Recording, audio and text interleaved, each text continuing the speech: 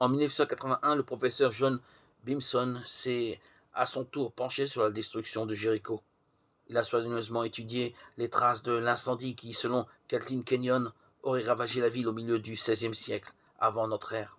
D'après ses observations, cette destruction correspond au récit biblique de Josué.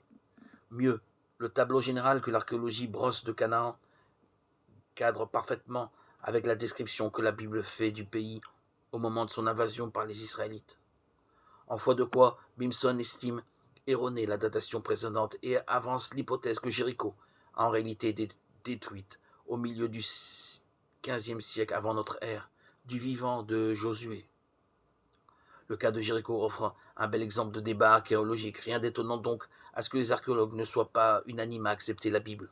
Chez les biblistes, cependant, certains reconnaissent à présent l'historicité de la Bible dans ses grandes lignes, si ce n'est dans son intégralité. Ces propos de William Albright se font l'écho d'un courant de pensée. On tend de nouveau à juger l'histoire religieuse d'Israël exacte dans ses grandes lignes que dans ses détails. En un mot, nous pouvons à nouveau considérer la Bible d'un bout à l'autre comme un document authentique de l'histoire religieuse.